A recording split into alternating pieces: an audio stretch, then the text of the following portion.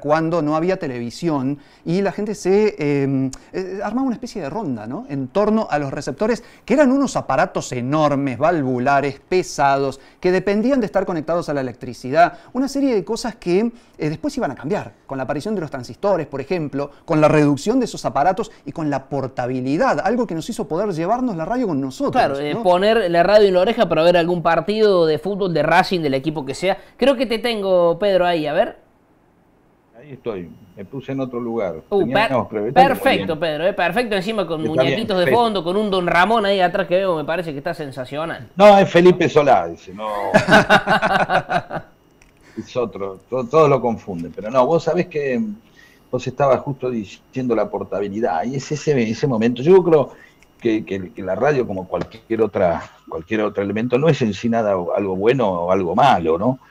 Es algo, lo cual el sentido se lo da quien la hace y cómo lo hace, y también quien la escucha y cómo la escucha. Entonces, en esta idea de la portabilidad aparece la compañía, ¿no? La idea de poner una radio y dormirte con una radio bajo la almohada, la idea de estar trabajando, de estar estudiando o limpiando la casa con la radio de fondo.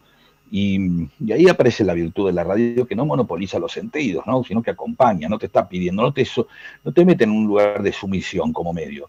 La televisión la tenés que mirar, el diario lo tenés que mirar, y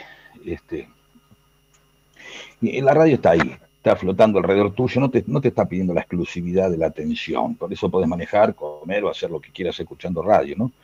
Ya mirar a Horacio Cava mientras se está manejando es algo peligroso. En cambio, la radio no monopoliza los sentidos, y ahí aparece esta idea de compañías que también tenemos que tener cuidado, ¿no? Es en la radio, a veces uno dice, son como amigos. Sí, somos como amigos los que hablamos por radio, somos como una familia, pero no somos la familia ni somos los amigos. Entonces, cuando viste el viejito, la persona enferma, el amigo que está solo, la amiga que está solo, mamá está sola, no dejemos nada más que se acompañe con un electrodoméstico que habla, porque si no, es alguien que acompaña en un momento, pero no dejemos que nos reemplacen los medios de comunicación, que nos reemplace la radio, ¿no? Digo, en este día donde se me elogia tanto la radio como ese momento de la compañía, ¿no? Y guarda que esa compañía es un analgésico. No me quiero tirar abajo esto y decir, qué embole, este tipo viene a festejar así hablando en contra de la radio. No hablo en contra, sino de ubicarnos con respecto, porque los cambios tecnológicos nos van llevando a lugares como creer que nos vemos con nuestros amigos simplemente porque tenemos un grupo de WhatsApp, ¿no? Y está bien tener el grupo de WhatsApp para mandar, porque es necesario mandar fotos de comida o de estupideces todo el tiempo.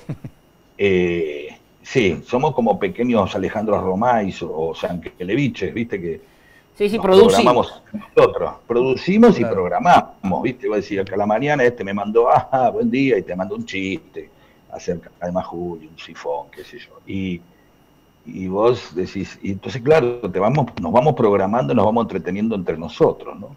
Pedro, como sea, sí, perdón. Se nos acumuló un siglo de escucha, de todos modos, ¿no? Creo que cada uno Claro, tiene... bueno, pero por eso, sí. y todos tienen su historia con la radio. Ustedes mismos hablen y vas a ver que vas a encontrar una radio de fondo de tu infancia, ¿o no? Claro, claro. Yo estaba pensando en el texto que escribiste con Barragán, digamos, tiene como una parte emotiva y nos obliga a todos a revisar eso que decís, ¿no? Es como volver para atrás y saber que de algún u otro modo todos estuvimos vinculados con la radio, o sonando de fondo, o informándonos, o acompañándonos con música. Sí. Digamos, ¿cuál es el espíritu de ese texto? Que lo puedas compartir con la gente. Revisar y valorar algo y desnaturalizarlo. A veces no nos damos cuenta de las cosas, simplemente es parar y detenerse un momento, con sus buenas cosas y sus malas cosas. Me parece que si hay algo que buscamos con Carlos en ese texto es lo que es detener un momento la atención sobre algo, en este caso sobre la radio. Cuando digo detener, es parar un poco la velocidad con la que vamos haciendo todo y no nos damos cuenta de muchas cosas que tenemos, de revisar nuestra vida. Estamos viviendo un hiperpresente, ¿viste? Todo el día reemplazamos una noticia por otra, que Messi, que Dual, que Vicentín, que viste que las cosas, que si tomas querosén para Canosa tomó a Carolina en cámara y tú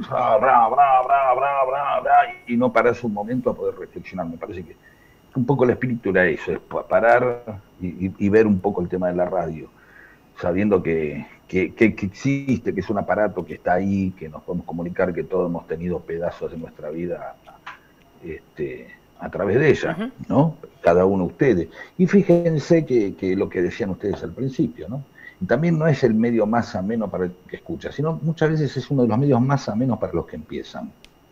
De verdad lo digo esto, ¿eh? No digo que un diario no esté bien ni el canal de televisión está bien, pero la radio es como mucho más amena para aquellos que se inician en los medios de comunicación. Y de eso habla mucho la cantidad de radios alternativas y comunitarias que hay, ¿no? Lógico. Pedro, en tu caso, porque pensemos que ha habido grandes referentes radiales en la Argentina, en su tiempo Radio Rivadavia era un auténtico parlante, ¿no? Uno dice Larrea, Muñoz con el fútbol, Cacho Fontana. ¿Ha habido alguien que te haya marcado, por decirlo de alguna manera, decir, bueno, por fanatismo, porque me gustaba, por lo que hacía, de aquellos viejos oradores, o simplemente, bueno, hay un crisol de todos ellos? No, a ver, de los conscientes estoy seguro que 3 referentes que son Lalomir, Badía y Dolina, de los conscientes. Cuando digo conscientes son esos que vos elegiste, que decís este tipo me gusta, me está dando lo que yo quiero, me gustaría yo tener algo, hacer algo parecido. Son los que te guían. Y después aquellos que te acompañan. Yo toda mi infancia escuchaba a Larrea en casa, a Juan Carlos Mesa a la mañana en el tenis de mesa antes de ir por ahí eran elecciones más de mi mamá o de mi papá, claro, pero las agradezco. O Fernando Bravo a la tarde, pero son elecciones que agradezco, obviamente, ¿no? Como decís vos, ¿viste? No es la radio que vos habías elegido en ese momento. A mi viejo le gustaba el tango y escuchaba rapidísimo. Entonces, nada, yo lo escuchaba y lo disfrutaba. Y con el tiempo, claro, hace poco yo estoy haciendo un programa en Radio Nacional con Rodolfo García y Daniel Míguez, y el que anuncia, el que hace la locución del programa es Larrea, del programa, ¿entendés? Y vos, wow. Leyenda pura, claro. Sí. Claro, a ustedes les debe haber pasado, se deben haber cruzado seguramente siendo más jóvenes. Acá no los veo en este momento, así que no sé, pero seguramente que ustedes en algún momento dijeron, chau, yo lo escuchaba y hoy estoy hablando con él, ¿entendés? Eso para todos los que empezamos a laburar en medios de comunicaciones, son momentos muy importantes. Ese momento que te cruzás en un pasillo con ese que fue maestro de alguna manera, o que te dio ganas de hacer eso que estás haciendo, ¿no? Eso siempre me pareció algo de lo que no me quiero olvidar, de la inocencia de por qué empecé en esto. Eso creo que todos los que trabajamos en el medio de comunicación no nos tenemos que olvidar. ¿Por qué empezamos a hacer esto? ¿Cuál fue ese juego, esa pequeña... ese pequeño momento de ser un nene y decir yo quiero hacer esto, o que jugaste a que tenías una radio con un grabador? Eso me parece que es la raíz fundamental que nunca, más allá que a veces estos trabajos, viste, te cansan, te pudren, se vuelven monótonos, o pueden pasar algún momento que te toca hacer un programa que te parece una porquería, lo tenés que hacer igual. Pero nunca perder eso, esa primera emoción y ese agradecimiento a estar haciéndolo, ¿no? Pues hay que agradecer a estar haciendo eso, este malentendido, que nadie se avive. Pedro. Por favor, porque estamos... Sí, estoy hablando mucho. No, te seguimos con atención. Interrumpan, sí. O aprovechen y manden WhatsApp a alguien, hagan algo.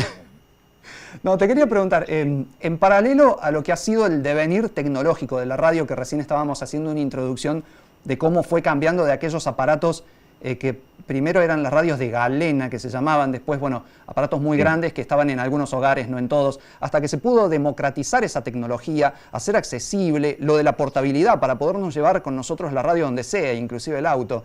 Esa es toda una rama, pero después está todo lo otro, que es la parte de los contenidos, de cómo la radio empezó entreteniendo. De hecho, un día como hoy se transmitía Parsifal, una obra de Richard Wagner, hace 100 años atrás, desde un teatro. y después qué lugar iba a tener la serie de cambios de contenidos, ¿no? Porque el radioteatro fue algo realmente muy importante en los orígenes de la radio, pero después iba a empezar a aparecer la información, la competencia con un medio incipiente de aquellos años en finales de los 50, que era la televisión. Se la dio por muerta un montón de veces y la tenemos hoy día con nosotros a la radio, con adaptaciones, con cambios. Pero lo estuve leyendo, y disculpa lo extenso de la pregunta, lo estuve leyendo a Ulanovsky, alguien que escribió mucho de radio, ¿no? Ulanovsky. Sí, Carlos, tremendo. Él dice que en los últimos años, 30, 40 años, tampoco cambiaron tanto los géneros en la radio. Se sigue teniendo el magazine, el informativo. ¿Cómo evalúas todo eso? Porque la radio se mantuvo a pesar de esa cierta quietud que mantuvo en no convertirse permanentemente en otra cosa. No, yo creo que las mejoras en tecnológicas a la radio le dieron transmitibilidad, mejor transmisión, mejor sonido, posibilidad de escuchar recortes o escuchar podcast o escuchar algo, pero no se metió en el contenido. Y es verdad, la radio es la menos afectada en su formato, la que menos se modificó por el avance tecnológico.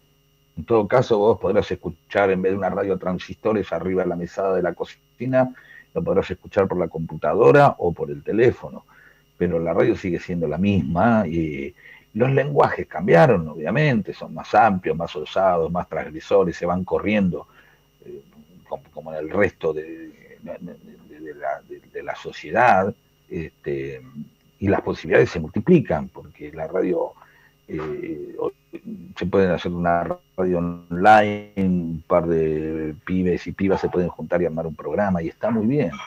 Eso se ha democratizado, es una de las... Te diría que siempre, hasta te diría que en determinado momento, yo que hice revistas underground, en determinado momento era más fácil armarle un radio que editar una revista. Es muy accesible. Claro, entonces, desde ese lugar, obviamente, como decís vos, la radio no se modificó mucho. ¿No? Siguió funcionando y en los hábitos también, y también por esta cuestión de no monopolizar. La forma de escuchar hacia la forma de hacer el programa. ¿Sí? ¿Se entiende a lo que voy? Sí. ¿Entendés? Vos haces un programa a la mañana, pues la gente se sigue levantando y desayunando, porque la radio no está esperando todo el tiempo que te detengas. Se adapta muy bien a lo que estás haciendo. Un programa de televisión, un diario, te piden que pares. La radio se ajusta. Está hecha la radio para cuando volvés del laburo, la radio cuando te vas a dormir, la radio cuando estás solo en la madrugada, la radio cuando te despertás, la radio hasta cuando prendes el fuego del asado el domingo.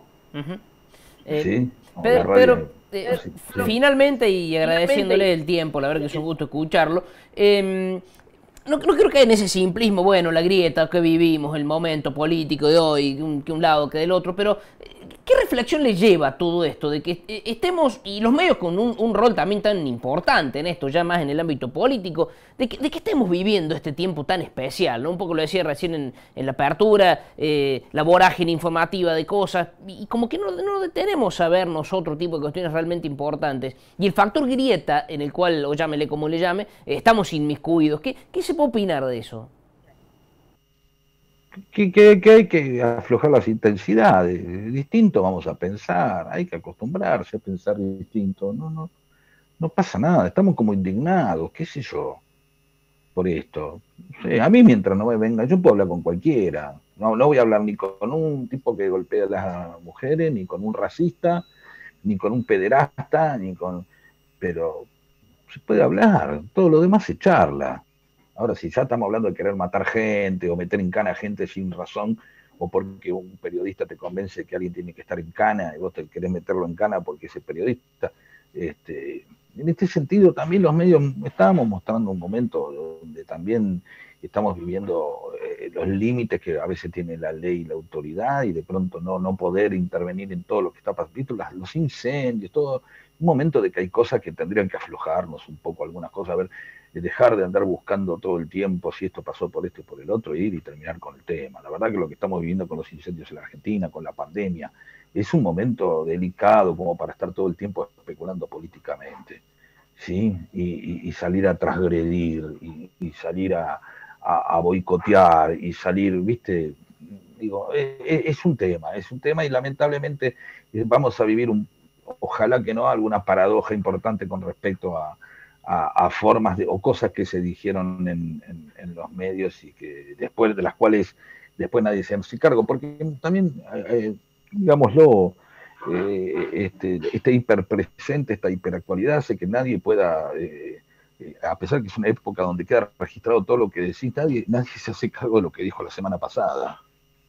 Por completo. Y eso muchas veces, y eso que se dijo la semana pasada, se dijo por un momento por buscar rating, por celebrar una competencia imbécil. Digamos, hablemos de la parte imbécil también de los medios de comunicación. Sí. Esta búsqueda, viste, ya casi obsesiva o enferma del rating. ¿Viste? Que llega un momento que decir... Sí, hasta absurdo porque caemos en bueno, lo que pasaba tiempo pasado y demás. Pedro, te mandamos un gran abrazo, para nosotros es un gran gusto, gracias a ustedes. Porque nos mejoras la mañana escuchándote, son 100 años de la radio, da para ver muchísimo. Tampoco. Ya ahora se las arruino en 2 segundos si quieren. No tengo bueno, todo pasa, diría algún viejo dirigente de fútbol, no hay problema. Pedro, gran abrazo y a cuidarse en este tiempo más que nada. Es un gusto todo lo que ustedes. Saludos a todos ahí. Chau. Bien, gran gusto que nos dimos, Diego, ¿no? Totalmente. Y qué difícil que es repasar una historia tan rica y tan variada como ha tenido a lo largo de este centenario la radio. Abarcarla es muy difícil sin tocar un pedacito de cada cosa, ¿no? Pero creo que todos tienen su historia con la radio. Vos tenés la tuya, me imagino. La escuchabas cuando eras chico. Vos ya sos de una generación que empezó a convivir con y otros por ejemplo, medios el también, caso mío, el fútbol fue un hilo conductor. Yo no fui tan de la FM, de la música, de la cuestión pop, digamos, sino más que nada el fútbol era, en tiempos donde no se podían ver partidos, era el cable a tierra, ahí, el pasadizo, justo, ¿no? Bueno, hoy se están cumpliendo 100 años de lo que fue la primera transmisión. ¿Quién hubiese dicho que Richard Wagner iba a ser el primero que iba a estar audicionando en la Argentina? ¿No? Wagner estaba en escena. Él no, por supuesto. Claro. Una obra de él. Una obra de él representada en el Teatro Coliseo, en Buenos Aires, un 27 de agosto de 1920. La terminan transmitiendo para un puñado de gente que tenía el receptor que hacía falta tener en la época, que realmente eran un puñado. Y había 4 personajes autodenominados los locos de la azotea que se subieron al techo del teatro, pusieron una especie de parrilla, que eran las antenas que usaban los, digamos, los que tenían aparatos de radio en la época. Que no eran muchos. Que no eran muchos. Bueno, es como... mira, vos tenés que imaginarte esto. Armaron algo atado con alambre, por literalmente, decirlo de ese modo. Pero claro, salió bien. Y hoy por eso celebramos el... Claro, eran los radioaficionados que adaptaban lo que ellos hacían a una transmisión que después, claro, es la que se termina tomando para decir, che, es el día en que la radiofonía en la Argentina está cumpliendo 100 años, ¿no? Seguro, y bueno, y por eso lo celebramos así y con tantas voces ilustres de la radiofonía riocuartense también, que es para otro tema.